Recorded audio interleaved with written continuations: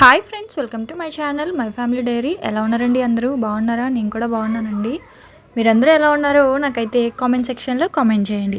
అలాగే మీకు కనుక నా రెసిపీస్ ఇంకా వ్లాగ్స్ నచ్చుతున్నట్లయితే సబ్స్క్రైబ్ చేసుకొని లైక్ కూడా చేయండి. సో ఇక్కడైతే ఇవాళ ఉదయం బ్రేక్ఫాస్ట్లోకి నేనైతే సేమియా ఉప్మా చేస్తున్నాను. సో ఫ్రెండ్స్, ఇవాళ మంచి రెసిపీస్ అయితే ఉంటాయి. అలాగే మీతో ఒక మంచి టాపిక్ కూడా మాట్లాడాలి. రెసిపీ ఏంటి అంటే చికెన్ కర్రీ చేస్తున్నాను. చికెన్ అంటే రెడ్ కలర్లో ఉండే చికెన్ కాకుండా చికెన్ మలై కర్రీ అనమాట. అలాగే పరాటాస్ చేస్తాను. సో వీడియో అయితే చివరి వరకు చూడండి. ఇంకా టాపిక్ ఏంటి అంటే, నా ప్రెగ్నెన్సీ కోసం అడుగుతున్నారు. అంటే అక్క, అసలు మీరు ఎప్పుడు కన్సీవ్ అయ్యారు, ఎప్పుడు అంటే మ్యారేజ్కి మీరు ప్రెగ్నెన్సీకి ఎంత గ్యాప్ తీసుకున్నారు, అలా చాలా డౌట్స్ అడుగుతున్నారు. సో దాని మీద చాలా రోజుల నుంచి చేద్దాం అనుకుంటున్నాను వీడియో, కాకపోతే కుదరలేదు. సో ఇవాళ ఏంటి అంటే, నేను ఇల్లు క్లీన్ చేసుకుంటాను. సో మీకు రెండు విధాల మోటివేషన్గా ఉంటుంది. సో ఇల్లు క్లీనింగ్ ప్లస్ ఒక మంచి టాపిక్ మాట్లాడినట్లు ఉంటుంది కదా అని ఇవాల్టి వ్లాగ్లో అయితే ఆ టాపిక్ డిస్కస్ చేద్దాం అనుకుంటున్నాను. సో ఫస్ట్ అయితే ఇక్కడ మీకు ఉప్మాలో ఒక చిన్న టిప్ చెప్తాను. ఎవరైనా ఉప్మా సేమ్ పోపు పెట్టుకుంటాము. పల్లీలు, శనగపప్పు, మినపప్పు, ఆవాలు అవన్నీ వేగాక ఉల్లిపాయ, పచ్చిమిర్చి వేసుకొని పోపు పెట్టుకుంటాం కదా. సో పోపు పెట్టేసుకున్న తర్వాత కొలత మెయిన్ అండి. సేమియా ఉప్మాకి పొడి పొడిగా రావాలి. సేమియా ఉప్మా అంటే మెయిన్గా కొలత అనమాట. కొలత ఒక గ్లాస్కి ఒక గ్లాసే తీసుకోవాలి. మామూలుగా మనం రవ్వ అనుకోండి, ఒక గ్లాస్కి 2 గ్లాసులు 3 గ్లాసులు కూడా తీసుకుంటాం రవ్వ. కానీ సేమియాకి మాత్రం పావు కేజీ అయితే పావు లీటర్ వాటర్ వేసుకోవాలన్నమాట. కరెక్ట్గా వేసుకుంటే మనకి కరెక్ట్గా పొడి పొడిగా వస్తుంది. కొంచెం ఆయిల్ కూడా కొంచెం ఎక్కువ వేసుకుంటే మనకి ఎంతసేపు అయినా సరే. ఇప్పుడు మా వారికి బాక్స్ కడుతున్నాను కదా, సో తను 10 o'clockకి తింటారు. అప్పటి వరకు కూడా సేమియా అనేది పొడి పొడిగానే ఉంటుంది అనమాట, ఆయిల్ వేయడం వల్ల. ప్లస్ వాటర్ కూడా ఒక గ్లాస్కి ఒక గ్లాస్ అయితే చాలు. అంటే పావు కేజీ సేమియాకి పావు కేజీ అయితే సరిపోతుందండి. అలా కాదని వాటర్ ఎక్కువ వేస్తే అంటుకుపోయి హల్వా లాగా అయిపోతుంది, బాగోదు. చాలామంది ప్రాబ్లం ఫేస్ చేస్తారు. సో అందుకే కొలతే మెయిన్ అనమాట. కొలత కరెక్ట్గా వేయండి. సేమియా ఉప్మా చాలా బాగా వస్తుంది. ఇదిగోండి, ఇక్కడైతే మా వారికి బాక్స్ కట్టేశాను. తనకి ఏంటంటే ఇంకా కారపొడి, చట్నీ ఇవేవి నచ్చవు, పంచదార వేసుకొని తింటారనమాట మా ఆయన చిన్నపిల్లల్లాగా. ఇంకా మా ఇంట్లో మా పిల్లలు తినరు పంచదార వేసుకొని. అయితే ఆ మామిడికాయ పచ్చడి ఉంటుంది కదా, అది పెట్టుకొని తింటారు, లేదా ప్లెయిన్గా తింటాం నేను మా పిల్లలు. మా వారు మాత్రం పంచదార వేసుకొని తింటారు. వాళ్ళకి అది అలవాటు. మా వారికి, మా మరిదికి కానీ ఇంకా శ్రావణికి, వీళ్ళు ముగ్గురు స్వీట్ ఎక్కువ తింటారు, కారం ఎక్కువ తినరు. సో నా వల్లే కొంచెం మా వారికి కారం అలవాటు అయిందని చెప్పాలంటే. ఇంకా బాక్స్ కట్టేశాను. ఇంకా వెళ్ళిపోయారనమాట. మా వారికి లంచ్ ఏం కట్టలేదులేండి. వాళ్ళు ఇవాళ స్కూల్లో ఏదో ఉందంట మీటింగ్, సో మేము బయట తినేస్తాంలే అని అన్నారు. సరే అని చెప్పాను. ఇంకా పిల్లలకి ఏమో కొంచెం పెరుగన్నము, పులిహోర మిక్స్ ఉంది కదా, సో పులిహోర మిక్స్ కలిపి పిల్లలకి పంపించేశాను, పెరుగన్నం పులిహోర. సో ఇక్కడ ఇదేంటి అంటే రాగి జావా. సో పిల్లలందరూ వెళ్ళిపోయారు. ఇంట్లో పని ఉంది కదా, సో ఫస్ట్ అయితే ఒక గ్లాస్ రాగి జావ అయితే తాగేస్తాను. తాగిన తర్వాత కొంచెం ఎనర్జీ తెచ్చుకొని అప్పుడు ఇంట్లో పని అయితే స్టార్ట్ చేస్తాను అనమాట. సో ఇప్పుడు నేను క్లీన్ చేస్తూ ఉంటాను. అంటే మనం ఎప్పుడు కింద ఎక్కువ క్లీన్ చేస్తూ ఉంటాము, కనిపించిన దుమ్మంతా దులుపుతూ ఉంటాం. కానీ ఇదిగోండి, ఇట్లా పైన ఉంటాయి కదా, బీరువా పైన, ఫ్రిడ్జ్ల మీద, ఇట్లా కబోర్డ్స్ పైన ఉండేటివి ఎక్కువ క్లీన్ చేయము. సో కనీసం నెలకొకసారైనా క్లీన్ చేయకపోతే చాలా డస్ట్ ఎక్కువ పట్టేస్తుంది. నేను కుదిరినప్పుడల్లా ఈ పని నేను కానీ మా వారు కానీ చేస్తూ ఉంటాం అనమాట. మాకు కొంచెం మెయిన్ రోడ్ దగ్గర కదా, సో దానివల్ల కొంచెం ఎక్కువ ఉంటుంది డస్ట్. సో నెలకొకసారైనా సరే ఇలాంటివి చేసుకుంటూ ఉండాలి. సో మీరు వ్లాగ్ అయితే చూస్తూ ఉండండి. ఇప్పుడు ప్రెగ్నెన్సీ కోసం నా ఎక్స్పీరియన్స్ మీతో షేర్ చేసుకుంటాను. అయితే అసలు పిల్లల కోసం ఎప్పుడు ప్లాన్ చేశారు అక్క అని అడిగారు కదా. అంటే అసలు ఏం ప్లానింగ్ అయితే ఏం లేదండి. పిల్లల గురించి అసలు నిల్లు అనమాట. మేము అప్పటి వరకు కూడా మా మ్యారేజ్ టెన్షన్లోనే ఉన్నాము. మ్యారేజ్ అవుతుందా లేదా, అంత మంచిగా అవుతుందా లేదా అని ఆ టెన్షన్లోనే ఉన్నాము. అసలు మ్యారేజ్ అయింది మాకు 2011లో అయ్యింది మ్యారేజ్, November 9th. సో పిల్లలు నవంబర్లో పెళ్ళైతే డిసెంబర్ కల్లా కన్సీవ్ అయిపోయాను. అంటే ఈ 1.5 monthలో నాకు November 9th మ్యారేజ్ అయితే November 25th అలాగా పీరియడ్స్ వచ్చాయి. 25th 20th డేట్ సరిగ్గా గుర్తులేదు. సో ఒక్క పీరియడ్ వచ్చింది. ఆ తర్వాత మళ్ళీ డిసెంబర్ కల్లా కన్సీవ్ అయినట్లుగా నాకు తెలుస్తుంది, కానీ నేను ఇంకా ఎవరికి చెప్పలేదు. అంటే సెకండ్ మంత్ పీరియడ్స్ అనేవి స్కిప్ అయిందనమాట. అప్పటికే ఒక 4, 5 డేస్‌కి నాకు తెలుస్తుంది. అంటే ఉదయాన్నే లేచి అంటే అప్పుడు కూడా లంచ్ బాక్సులు ఉండేవిలెండి. సో, అప్పుడు కూడా లేచి బాక్సులు కడతా ఉంటే నాకు కొంచెం కళ్ళు తిరగడం, వామిటింగ్ సెన్సేషన్ అట్లా ఉండడం అయ్యి ఉన్నాయి. సో, నాకు డౌట్ వచ్చింది గానీ, ఒక 1 వీక్ వరకు నేను ఎవరికీ చెప్పలేదు చెప్పాలంటే. ఎందుకంటే మెంటల్‌గా ఇంకా ప్రిపేర్ అవ్వలేదు పిల్లల కోసము. మా మ్యారేజ్ అవ్వడమే కొంచెం టెన్షన్‌గా అయ్యింది. అవుతదా? లేదా? అంతా మంచిగా అవుతదా? లేదా? అని ఆ టెన్షన్‌లోనే ఉన్నాం కానీ, అసలు పిల్లలైతే మాత్రం మేము ప్లాన్ చేయలేదు. అంటే ప్లాన్ చేయడానికి కూడా టైం లేదు చెప్పాలంటే. పెళ్లయింది. పెళ్లైన వెంటనే ఇంక పిల్లలు వద్దనుకోలేదు, అలా అని కావాలనుకోలేదు. ఫస్ట్ కొంచెం సెటిల్ అవుదాం అనే ఒక ఇదిలో ఉన్నామనమాట. కొంచెం అప్పుడే కెరియర్ స్టార్ట్ చేస్తున్నాం కదా! సో, ఫస్ట్ సెటిల్‌మెంట్ చూసుకుందాం అనే ఇదిలోనే ఉన్నాము. పిల్లల కోసం అయితే నిజంగా ఏం ప్లాన్ చేయలేదు. అలాని వద్దనుకోలేదు కూడానా. ఇంక వెంటనే ఇంకా ఒక 1 ½ మంత్, 2 మంత్స్‌లోనే ఇంకా కన్సీవ్ అయినట్లు తెలిసింది. అంటే ఇంట్లోనే ఫస్టు టెస్ట్ చేసుకున్నాను. ఉంటాయి కదా! ఇంట్లో టెస్ట్ చేసేటివి. చేస్తే పాజిటివ్ వచ్చింది. సో, ఇంకా అక్కడి నుంచి ఎవరికి అంటే అప్పటికే మా అమ్మ వాళ్ళు అడుగుతున్నారనమాట. ఆహ్, మళ్ళీ సెకండ్ మంత్ పీరియడ్స్ వచ్చాయా లేదా? ఇంక తెలుసు కదండీ! ఇంక ఈ పెద్దవాళ్ళున్నారే పెళ్ళయ్యే వరకు ఒక బాధ. పెళ్ళయిపోయిన వెంటనే ఇంకా ఈ ప్రెగ్నెన్సీ కోసం అడుగుతూనే ఉంటారు. ఇంక మా అమ్మ, మా పిన్ని వాళ్ళందరూ అడుగుతా ఉంటే నేను ఇంకా చెప్పాలంటే వాళ్ళ దగ్గర ఆపాను. ఒక 1 వీక్ కన్ఫర్మ్ అయ్యాకే చెప్దాంలే ఎందుకు అని. ఎందుకంటే వాళ్ళకి చాలా ఎక్స్‌పెక్టేషన్స్ ఉన్నాయి. ఫస్ట్ నా ప్రెగ్నెన్సీ మీద. ఎందుకంటే మా నాన్న చనిపోయిన ఆ ఇయర్‌లోనే మళ్ళీ మా నాన్న పుడతాడు అని చెప్పేసి సో, వాళ్ళొక నమ్మకం. అంటే నాన్న ఆ ఇయర్‌లో చనిపోయాడనమాట. 2011 జనవరి 20న మా నాన్న చనిపోతే 20 డేస్‌కి చేస్తారు కదా! కార్యాలయం. అవి చేసిన తర్వాత మా ఇంటి దగ్గరికి ఒక ఆవిడ వచ్చిందనమాట. అంటే ఈ సోదులు అవి చెప్తారు కదండీ! యాక్చువల్‌గా అలాంటివన్నీ నేను నమ్మనండి. ఏదో వాళ్ళకి గడవడానికి చెప్తున్నారులే అనుకుంటాను తప్పనించి అలాంటివన్నీ పెద్దగా నేను పర్సనల్‌గా తీసుకోను. కానీ ఆ రోజు నాన్న కార్యం అయిపోయిన వెంటనే పక్క రోజు ఒక ఆవిడొచ్చి ఏం చెప్పిందంటే పెళ్లి అవ్వలేదు కదా! అప్పటికి నాకు. మా అమ్మ ఇంక అందరూ ఉన్నారు. మా అమ్మ, మా పిన్ని వాళ్ళు, మా చెల్లి అప్పుడు నేను లేనులెండి. సో, వాళ్ళు నాకు చెప్పింది ఏంటంటే ఇంక ఆవిడొచ్చి చాలా సీరియస్‌గా పెళ్లి ఎందుకు జరగదు? అంతా జరుగుతది. అసలు ఎటువంటి సమస్య లేకుండా పెళ్లి జరుగుతది అని చెప్పి హోప్ ఇచ్చి, ఆ తర్వాత నేను సంవత్సరం తిరగకుండానే నేను పుడతాను అన్నట్లుగా ఆవిడ చెప్పిందంట. సో, ఇంకా మా చెల్లికి మా నాన్న అంటే బాగా ఇష్టం అనమాట. ఇంక మా చెల్లి, మా అమ్మ వీళ్ళందరూ బాగా కనెక్ట్ అయిపోయారు. ఇంక నాకు ప్రెగ్నెన్సీ కన్ఫర్మ్ అయిన తర్వాతే చెప్దాంలే అనుకునే ఉన్నాను. కన్ఫర్మ్ అయిన తర్వాత అప్పటికి వాళ్ళు అడుగుతున్నారు. ఎందుకంటే నాతో పాటు మా అత్త వాళ్ళ కొడుకు కూడా పెళ్ళయింది 1 వీక్ గ్యాప్‌లో. నవంబర్ 2 అనుకుంటా తనకి పెళ్ళయింది. నవంబర్ 9 నాకు పెళ్ళయింది. 1 వీక్ ఎగ్జాక్ట్‌గా 1 వీక్ గ్యాప్‌లో అయింది. సో, తనకి కన్ఫర్మ్ అయిందని చెప్పేసి ఇంకా నన్ను అడగడం స్టార్ట్ చేసింది మా అమ్మ. సరే అని చెప్పి ఇంకా జాన్వరిలోనే చెప్పాను. డిసెంబర్ 31 అయిపోయాక జాన్వరి 2నో, 3నో ఎప్పుడో అప్పుడు చెప్పాననమాట. ఇట్లా అనేసి. ఇంక చెప్తే చూడండి ఇంక వాళ్ళ ఆనందానికి అవధులు లేవనమాట.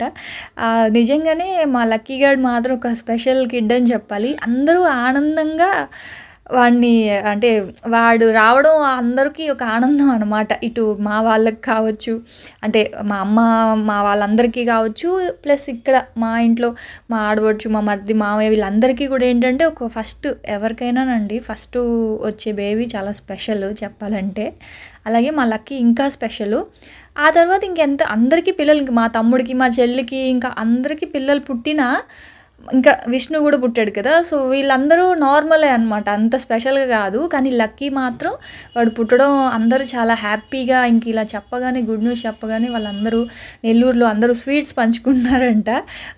అందరూ ఫోన్ చేసి విష్ చేయడం, లేకపోతే ఇలా స్వీట్స్ పంచింది మీ అమ్మ అని చెప్పడం చాలా అనిపించింది నాకు. అప్పటి వరకు ఒక కన్‌ఫ్యూజన్‌లో ఉన్నాను. ఏంటంటే ఇక్కడ అత్తయ్య లేరు కదా! మా అమ్మ ఇక్కడికి రాలేదండి. ఎందుకంటే ఆవిడ పనులు, ఆవిడ వ్యాపారాలు అక్కడ ఆవిడకుంటాయి. సో, ఆవిడని కూడా నేను బ్లేమ్ చేయలేను. ఎందుకంటే ఇప్పుడు నేను కన్సీవ్ అయితే ఖచ్చితంగా నన్ను చూసుకోవడానికి ఒక మనిషి ఉండాలి. మా వారేమో టెన్షన్ పడుతున్నారు. తను అప్పుడే ఇంకా జాబ్‌లో జాయిన్ అవ్వడం, తను కెరియర్ అప్పుడే స్టార్ట్ అవుతుంది. ఇంక వీళ్ళు చదువుకుంటున్నారు. మా మరిది, మా ఆడపడుచు వీళ్ళందరూ చదువుకుంటున్నారు. మామయ్యకి ఏం అంటే మగవాళ్ళకి ఏం తెలుస్తది. సో, ఆడవాళ్ళ ప్రాబ్లమ్స్ అన్నీ ఇంక వాళ్ళతో అప్పటికి మా మామయ్య నా దగ్గరే ఉండి చాలా జాగ్రత్తగా చూసుకున్నారు. కానీ అదొక ఫస్ట్ అంటే స్టార్టింగ్‌లో ఆ భయం అయితే ఉండిందనమాట మాకు. ఎలాగా అని చెప్పేసి కొంచెం టెన్షన్ పడ్డాం. నేను, మా వారు మాత్రం. వీళ్ళెంత ఆనందపడ్డారో, మేము ఆనందం కాదు, బాధ కాదు, ఒక క్వెషన్ మార్క్‌లో ఉన్నామనమాట. ఎలాగా? ఎలాగా? అన్నట్లు ఒక క్వెషన్ మార్క్‌లో ఉన్నాము. కానీ బానే అయిపోయింది. లక్ ఏంటంటే నాకు వామిటింగ్స్ లేవు. జస్ట్ ఉదయం పూట మాత్రం కొంచెం కళ్ళు తిరగడం లేదా ఒక్కసారి అయ్యేదేమో. అది కూడా ఒక 3, 4 మంత్స్ అంతే. అది కూడా ఉదయం పూట మాత్రమే ఆ వామిటింగ్ సెన్సేషన్ ఉండేది. ఇంక తర్వాత ఏం లేదు. మంచిగా తినేదాన్ని. అన్నీ తినాలనిపించేదిలెండి. అంటే కొన్ని కొన్ని తినకూడదు తినాలనిపించేది కాదు. సో, నాకట్లా ఏం లేదు. మంచిగా అన్నీ తినాలి అనే అనిపించేది. అలా అని నన్ను అడిగేవాళ్ళు, "అక్క పిల్లలు నాన్ వెజ్ తినరు కదా! సో, మీరు కడుపుతో ఉన్నప్పుడు నాన్ వెజ్ తినలేదా?" అని. అలా ఏం కాదండి. తిన్నాను. కానీ వెజ్ ఎక్కువ తిన్నాను. అంటే బాగా ఆకుకూరలు తిన్నాను. తర్వాత పానీపూరి తిన్నాను. ఆకుకూరలు, పానీపూరి, గంజన్నం మజ్జిగేసుకొని బాగా గంజన్నం బాగా తిన్నాను. ఇంక మిగతా నాన్ వెజ్ అంటే అది నార్మల్‌గా తిన్నాను తప్ప ఎక్కువ తిన్నానని చెప్పను. అలా అని తక్కువ తిన్నానని చెప్పను. అలా అయిపోయింది. నాకు బాగా గుర్తున్నది మాత్రం ఆకుకూరలు. అవి తిన్నాను. అట్లాగా ఆ తర్వాత లక్కీగా టైంకి ఏం కాదు కానీ అంటే లక్కీ పుట్టే టైంకి అంటే సిజేరియనా? నార్మల్ డెలివరీయా? అని అడుగుతున్నారు కదా! సిజేరియనే నాకు. అంటే అక్కడ ఒక చిన్న పొరపాటు అయిందండి. వాడి డెలివరీ టైంలో ఏమైందంటే నేను ఆ పెయిన్స్ తీసుకోలేకపోయాను. సో, నాకు ముందు రోజు కొంచెం ఎక్కువగా నాన్ వెజ్ తిన్నాననమాట. సో, నాన్ వెజ్ ఏంటంటే మటన్ పాయ అంటాం కదా! సో, అది తిన్నాను. అది తినడం వల్ల ఏమైందంటే అది వేడి కదా! ఆ మటన్ పాయ అనేది బాగా వేడనమాట. సో, అది తిన్న వెంటనే పెయిన్స్ వచ్చాయి నైటు. రావడం మా వారు లక్కీగా అప్పుడు నా దగ్గరే ఉన్నారు. నెల్లూరు వచ్చారనమాట. అయితే ఆ పెయిన్స్ వస్తా ఉన్నాయి. అవి చిన్న నొప్పులు. అంటే అప్పుడేం చేయాలంటే ఈ తాటి బెల్లం కషాయం అవి తాగేస్తే కొంచెం నార్మల్ అవుతది. అలా నార్మల్ అవ్వలేదు అంటే అప్పుడు అవి పెద్ద నొప్పులు అనేసి అంటారు కదా! నాకేమో కలిపిచ్చింది మా అమ్మ వాళ్ళు. అదే మా నానమ్మ వాళ్ళు కలిపిచ్చారు. నేనేం చేశాను తాగినట్లుగా వాళ్ళ ముందు యాక్ట్ చేసి పక్కన పడేసాననమాట. తాగలేదు. కొన్ని కొన్ని సార్లు నేను అలాంటివి చేస్తూ ఉంటాను. కానీ దానికి వచ్చేవన్నీ నేనే కదా ఎదుర్కోవాలి. కానీ అలాంటివి పెద్దవాళ్ళు చెప్పినప్పుడు చెయ్యాలండి. కొన్ని నాటు వైద్యాలు అంటాం కానీ వాళ్ళు చెప్పింది మన మంచికే. ఆ రోజు నేనేం చేశానంటే తాగలేదు, పడేసాను. దానివల్ల ఏంటంటే ఆ చిన్న నొప్పులు కూడా నేను అనుకున్నాను పెద్ద నొప్పులేమో అనుకున్నాను. దానికి తోడు ఈ నాన్ వెజ్ తిన్నాను కదా! హెవీ అయిపోయింది. అసలు నా వల్ల ఊపిరి తీసుకోవడానికి ఇబ్బంది అయిపోయిందనమాట. సో, నైటు 12:00 నుంచి నొప్పులొస్తా ఉన్నాయి. ఇంక 1 ఆ టైంకి ఇంకా నేను చూపించుకునే హాస్పిటల్ దగ్గరే అనమాట. మా ఇంటికి దగ్గరే. జస్ట్ వాకబుల్ డిస్టెన్స్‌లో వెళ్ళిపోవచ్చు. ఇంక వెంటనే మా పక్కింట్లో ఒక తెలిసిన అన్న ఆటో అది ఉందనమాట. ఇంక వెంటనే ఆ టైంకి ఇంక నేను వెళ్ళడం, నాతో పాటు ఇంకా అందరూ ఇంకా మా పిన్ని వాళ్ళు, బాబాయిలు, తమ్ముళ్ళు, మా అత్తలు అందరూ ఇంకా అక్కడే వచ్చేసారు. నైట్ 2:00కి మా అమ్మ ఏం చేసిందంటే మా అమ్మకి కొంచెం కంగారు ఎక్కువ. ఫస్ట్ ప్రెగ్నెన్సీ కదా! సో, ఫస్ట్ హ్యాండిల్ చేయడం అనమాట. వీళ్ళందరికీ కంగారే. ఎందుకంటే నేను కొంచెం సెన్సిటివ్ అని వాళ్ళ ఫీలింగు. తట్టుకోలేనేమో నొప్పులు అట్లాగా. నేను మా చెల్లి విషయంలో అలా భయపడ్డాను. నేను తట్టుకోగలనేమో, మా చెల్లి తట్టుకోలేదేమో అనుకున్నాను కానీ, మా చెల్లికి నార్మల్ డెలివరీ అయ్యింది చెప్పాలంటే. యాక్చువల్‌గా నేనే తట్టుకోలేకపోయాను. ఆ నొప్పులకి ఇంక నైట్ అంతా నొప్పులు పడుతూనే ఉన్నాను. ఇంక ఉదయం 7, 8 అయ్యింది. ఇనిమా ఇచ్చి మొత్తం పొట్టంతా క్లీన్ చేశారు. ఆ తర్వాత ఏం తినకూడదు అన్నారనమాట. ఏం తినకూడదు అంటే నేను ఫుడ్ ఎక్కువైపోయి కొంచెం ఊపిరి తీసుకోవడానికి ఇబ్బందిగా ఉంది కదా! సో, వెంటనే ఇనిమా ఇచ్చేసి క్లీన్ చేసేసారు పొట్ట. దానికి తోడు నొప్పులు పెరగడానికి ఇంజెక్షన్ ఇచ్చారనమాట. ఇంక చూడాలండి అప్పుడు ఆ నొప్పులు ఒకవైపు ఇనిమా ఇచ్చి పొట్ట క్లీన్ చేస్తున్నారు. అసలు బీపీ డౌన్ అయిపోతుంది.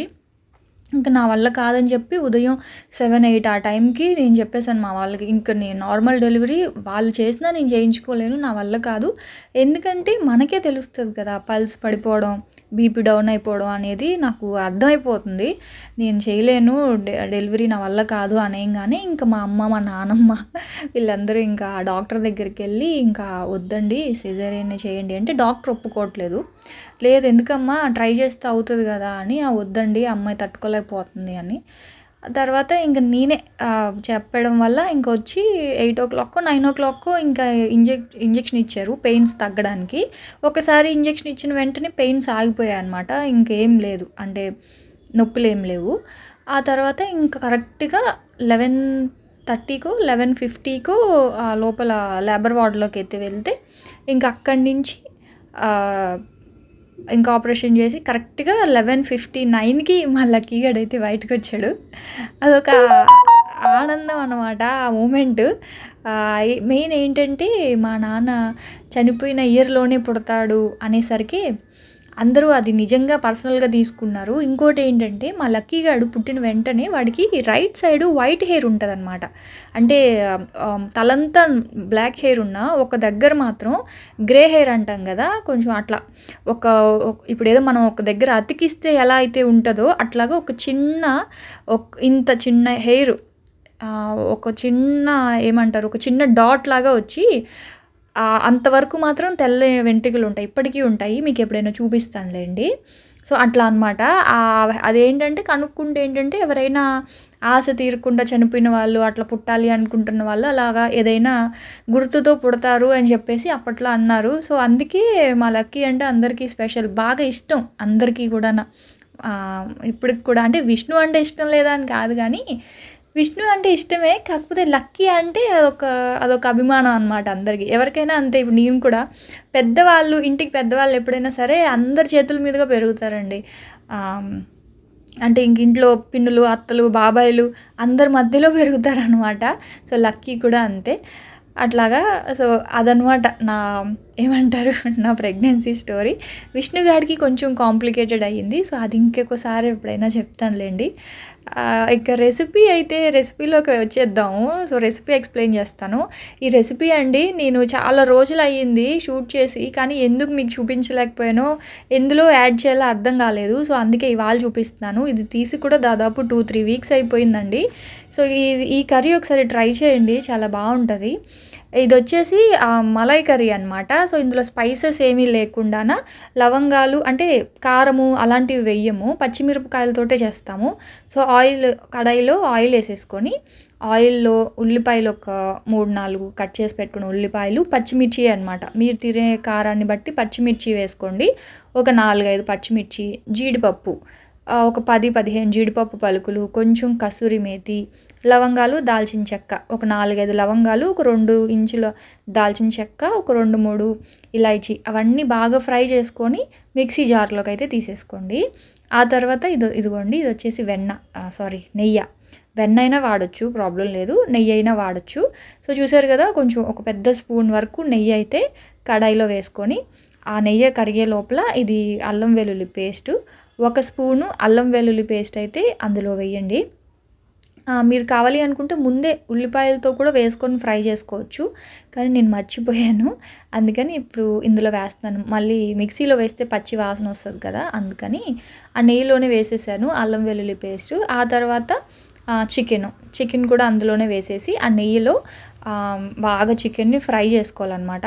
ఇది ఫ్రై అవుతూ ఉండంగానే ఇందాక మనం ఉల్లిపాయ, పచ్చిమిర్చి, జీడిపప్పు అవన్నీ ఫ్రై చేసుకున్నాం కదా! దాన్ని పేస్ట్ లాగా చేసుకోవాలి. అయితే చెప్పాను కదా ఇందులో ఇంకా కారం, ధనియాల పొడి అట్లాంటివి వేయట్లేదు. ఇది వచ్చేసి మిరియాల పొడి అనమాట. అంటే కలర్ చేంజ్ అవ్వకుండా వైట్‌గా ఉండేటివి ఏవైనా వేయొచ్చు. సో, మిరియాల పొడి వేసుకున్నాను. కారం కోసం పచ్చిమిర్చి వేసుకున్నాను. అలాగే ఒక చిన్న కప్పు పెరుగైతే వేసుకున్నాను. అసలు నిజంగా అండి ఎంత కమ్మగా ఉందో. నెయ్యి వేసాను, పెరుగు అంతా ఓవర్ స్పైసీ లేదు. అలా అని చెప్పేసి చప్పగా లేదు. చాలా కమ్మగా ఉందండి. ఒక్కసారైనా మీరు చపాతీతోటి ట్రై చేయండి. భలే రెసిపీ అనమాట. రెగ్యులర్ కర్రీ కంటే కూడా చాలా డిఫరెంట్‌గా ఉంది. సో, ఇదిగోండి ఇప్పుడు ఏంటంటే మొత్తం ఇందాక మనం పేస్ట్ చేసి పెట్టుకున్న ఈ జీడిపప్పు, ఉల్లిపాయ పేస్ట్ ఉంది కదా! అదంతా కూడా అందులో వేసేసేయాలి. వేసేసి సిమ్‌లోనే బాగా కుక్ చేసుకోవాలన్నమాట. మీరు నెయ్యితో అయినా చేసుకోవచ్చు, వెన్నతో అయినా చేసుకోవచ్చు. దేనితో అయినా బాగుంటుంది. కాకపోతే ఇందులో మిస్ అయింది ఏంటి అంటే క్రీమ్ మిస్ అయింది. మనం క్రీమ్ వేస్తాం కదా, సో అది మిస్ అయిందనమాట. అదొక్కటే మిస్ అయింది, అది కూడా వేసుకోండి మీరు. సో ఇదిగోండి వాటర్ వేసేసాను, కొంచెం సాల్ట్ తగ్గింది, సాల్ట్ వేసేసుకొని కలిపేస్తే చికెన్ మలై కర్రీ రెడీ అండి. అయితే పిల్లలు చికెన్ తినరు కదా, సో వాళ్ళ కోసం అయితే మాత్రం ఎగ్స్ అయితే వేసాను. ఇదిగోండి ఇలాగా, అంతే అయిపోయిందండి. ఇది చపాతీతోటి అసలు ఎంత బాగుంటుందో. ఇంకా పరాటా అని చెప్పాను కదా, సో పరాటా పిండి ఇందాకే కలిపేశాను. మీకు నా ప్రెగ్నెన్సీ స్టోరీ చెప్తున్నప్పుడు పిండి కలిపేశాను, ఇప్పుడు చెప్తానులేండి ఎలా కలిపాను. సో ఫైనల్గా కొంచెం నెయ్యి అయితే వేసేసాను, కర్రీ అయిపోయింది. సిమ్లో పెట్టాను, ఆ కర్రీ అవుతూ ఉంటుంది. ఇంక ఈ లోపల ఇదిగోండి పిండి, ఇదిగోండి ఇది వచ్చేసి పిండి అనమాట, పరాటాస్ చేసే పిండి. ఏం లేదు, మైదా పిండి. మైదా పిండిలో ఉప్పు, ఆయిల్, వాటర్ వేసుకొని ఇలా సాఫ్ట్గా కలిపేసుకొని ఇంకా పరాటాస్ లాగా చేసుకోవడమే అనమాట. అంటే మీకు షేప్స్ చూపిస్తాను ఎలా చేస్తే మనకి బాగా వస్తుందా అని చెప్పి. అయితే పరాటాస్లో మనకి పిండి మరీ సాగకుండా కొంచెం ఆయిల్ ఎక్కువ వేసుకుంటే మనకి సాఫ్ట్గా వస్తుంది. చాలామంది పైన వేస్తారు, అలా కాకుండా పిండి కలిపేటప్పుడే కనుక ఆయిల్ కనుక కొంచెం ఎక్కువ వేసుకుంటే, ఇప్పుడు చపాతీలు కలిపేటప్పుడు ఒక స్పూన్ వేసుకున్నాం అంటే ఒక చిన్న గరిటెడు ఒక గరిటెడు ఆయిల్ వేస్తే పరాటాస్కి 2 గరిటెల ఆయిల్ అయితే వేసుకోండి. అప్పుడు మీకు తినేటప్పుడు అనేది ఈ పరాటా కట్ అవుతుంది ఈజీగా, ఇలా కట్ చేయంగానే, లేదంటే సాగుతుంది అనమాట. సో ఫస్ట్ అయితే ఇదిగోండి ఇలాగా రోల్ చేసుకోండి చపాతీని అయితే మాత్రం. మామూలు చపాతీ లాగానే పరాటా లాగా చేసుకొని ఇప్పుడు దీని మీద అయితే మాత్రం ఆయిల్ రాయండి. ఇదిగోండి మామూలు ఆయిలే. కొంతమంది బటర్ కూడా రాస్తారు, సో మీ ఇష్టము, బటర్ అయినా సరే వేయచ్చు, లేదనుకుంటే ఆయిల్ అయినా పర్లేదు, బాగానే వస్తాయి. సో ఆయిల్ అయితే పైన ఇలాగా ఫస్ట్ నీట్గా రాసేసేయండి. రాసిన తర్వాత మీకు కనుక టైం ఉంటే కత్తితోటి చిన్న చిన్నగా ఘాట్లలాగా పెట్టి మధ్యలో రోల్ చేయండి. టైం లేదు అట్లా అనుకుంటే ఇదిగోండి ఇట్లాగా ఫోల్డ్ చేసుకోండి. కానీ కత్తితో ఘాట్లు పెట్టి చేస్తే మాత్రం చాలా తీయడం కొంచెం కష్టము, కానీ బాగా వస్తుంది. కాకపోతే ఇంక ఇది ఫాస్ట్ మెథడ్ అనమాట. ఇట్లాగా చిన్న చిన్నగా ఇలా ఫోల్డ్ చేసేసుకొని ఇంక ఇట్లా ప్రెస్ చేసేయడమే అనమాట. ఇదిగోండి ఇలాగా. ఎందుకోనండి ఈ రెసిపీ ఎందుకు అసలు ఇన్ని రోజులు చేసి చెప్పాను కదా, 2-3 వీక్స్ అయిపోయింది, కానీ ఇంక అలా పక్కన ఉంచేసాను. ఇంక ఈ వ్లాగ్లో యాడ్ చేయాల్సి వచ్చింది. ఇంక చెప్పాలంటే కిచెన్ మేకోవర్కి ముందు వీడియో అనమాట ఇది చెప్పాలంటే. సో ఇంక ఇలా అన్నీ చేసేసండి. మనం ఒక 1 అవర్ అయినా సరే దీన్ని ఫ్రిడ్జ్లో కనుక పెట్టామనుకోండి, మనకి ఆ పొరలుగా బాగా వస్తుంది అనమాట. నేనేంటంటే ఇంక టైం లేక వెంటనే చేసేసాను. ఇదిగోండి ఇది సెకండ్ మెథడు, ఇలా కూడా చేయొచ్చు. అటు ఇటు ఫోల్డ్ చేసుకొని ఇలా కూడా చేయొచ్చు. చూసారు కదా, ఇది ఒక మెథడ్ అనమాట. ఇప్పుడు దీన్ని కూడా అలా కొంతసేపు పక్కన ఉంచేసేయండి. అన్ని పరాటాస్ చేసుకున్న తర్వాతే లాస్ట్లో మళ్ళీ మనం ఒకేసారి కాల్చుకోవాలి. ఈ లోపల అది ఇదిగోండి ఇట్లా మనం చేసి పక్కన పెట్టుకుంటే ఏంటంటే పొరలుగా మనకి అలాగే ఉంటాయన్నమాట మనం చపాతీలాగా కాల్చినప్పుడు. మెయిన్గా దీన్ని పెనం మీద కాల్చేటప్పుడు అండి హై ఫ్లేమ్ మీద అస్సలు కాల్చకూడదు, మీడియం ఫ్లేమ్లో. పెనం మాత్రం బాగా వేడిగా ఉండాలి, వేడిగా ఉన్నప్పుడు కొంచెం మంట మీడియం ఫ్లేమ్లోకి పెట్టుకొని కాల్చుకోవాలి. అప్పుడే మనకి పైనంతా కూడా బాగా క్రిస్పీగా ఉంటుంది, లోపలంతా సాఫ్ట్గా ఉంటుంది అనమాట పరాటాస్కి. గోధుమ పిండితో కూడా చేసుకోవచ్చు, కాకపోతే పరాటా అంటే ఖచ్చితంగా మైదానే చేయాలి. గోధుమ పిండితో చేసే వాళ్ళు చేయొచ్చు, ప్రాబ్లం ఏం లేదు. కాకపోతే దీనిలాగా రాదనమాట. అది మనకి లేయర్స్గా వస్తుంది, కానీ టేస్ట్ కొంచెం డిఫరెన్స్ అయితే ఉంటుంది కదా. సో ఇలా చేసుకొని ఇదిగో పెనం వేడిగా ఉండాలి కదా, పెనం వేడిగా ఉన్నప్పుడు మీడియం ఫ్లేమ్లో పెట్టుకొని కాల్చుకోవాలన్నమాట. సో పెనం ఇట్లా కొంచెం పరాటా కాలిన తర్వాత ఇట్లా ఆయిల్ అయితే అప్లై చేయండి. ఈ బ్రష్లు ఇవన్నీ కూడా కేక్ సెట్ కొన్నప్పుడు ఇచ్చారండి, అడిగారు అది కూడా ఒకసారి. ఈ బ్రష్ వాడుతుంటే అక్క ఈ బ్రష్ ఎక్కడ తీసుకున్నారు అని చెప్పి. ఇంకా ఈ పెనం లింక్ కూడా అడుగుతారు కదా, ఇది వచ్చేసి మాత్రం ఫ్లిప్కార్ట్లో తీసుకున్నానండి. ఇది బెటరా ఐరన్ పెనం బెటరా అంటే ఖచ్చితంగా ఐరన్ పెనమే బెటరు ఈ నాన్ స్టిక్ కంటే కూడా. మీకు టైం పట్టినా పర్వాలేదు మేము కాల్చగలం అనుకుంటే మాత్రం ఖచ్చితంగా క్యాస్ట్ ఐరన్ పెనంలో అయితే తీసుకోండి. దోశలకి కానీ పరాటాస్కి దేనికైనా కానీ ఉపయోగపడుతుంది. కాకపోతే నాలాగా ఫాస్ట్గా వంట చేయాలి అంటున్న వాళ్ళకి మాత్రం అవ్వదు కదా, అందుకని చెప్పేసి నేనైతే ఇంక ఇలా నాన్ స్టిక్ది అయితే తీసుకున్నాను. సో సో ఇదిగోండి ఇలాగా మొత్తం అన్నీ కూడా ఇలా కాల్చేసి ప్లేట్లో అయితే పెట్టేస్తూ ఉన్నాను, చూసారు కదా. అదేనండి అయిపోయింది, కర్రీ అయిపోయింది. అలాగే సాఫ్ట్గా ఉండే పరాటాస్. సో ఇది మనం లోపలికి ప్రెస్ చేసినవి లోపల లేయర్స్ వస్తాయి, బయటికి ప్రెస్ చేసినవి బయట ఉంటాయి అనమాట. మీకు 2 వెరైటీస్ చూపించాను కదా, చపాతీసు అదే ఈ పరాటాసు రోల్ చేయడము. సో ఇదిగోండి మీకు చూపిస్తాను. చాలా సాఫ్ట్గా, పైనంతా క్రిస్పీగా, లోపలంతా సాఫ్ట్గా ఉంటుంది. చికెన్ కూడా కలరు బ్లాక్గా ఉంది ఏంటి అట్లా అనుకోవద్దు, టేస్ట్ మాత్రం చాలా బాగుంటుంది.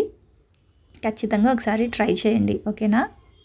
ఇంకా నా ప్రెగ్నెన్సీ విషయానికి వస్తే అలా అయిందనమాట. మా పెద్దోడి డెలివరీ అయితే మాత్రం వాడు మాత్రం నిజంగా మా అందరికీ చాలా స్పెషల్ కిడ్. లక్కీ అని పేరు పెట్టినందుకు లక్కీ కిడ్డే అనమాట వాడు మాత్రం. సో అలా అయ్యిందండి. మా విష్ణుది కొంచెం కాంప్లికేటెడ్గా అయ్యింది. సో అప్పుడు నాకు కొంచెం బ్లడ్ తగ్గిపోయి అలా సరిగా అవ్వలేదన్నమాట వాడి టైంలో. సో అది ఈసారి ఎప్పుడైనా చెప్తానులేండి. ఇంకా వ్లాగ్ అయితే ఇక్కడితో ఎండ్ చేస్తున్నాను. సో రేపటి వ్లాగ్లో మళ్ళీ వస్తాను ఫ్రెండ్స్. అప్పటి వరకు అయితే ఉంటాను. బాయ్ అండి, బాయ్.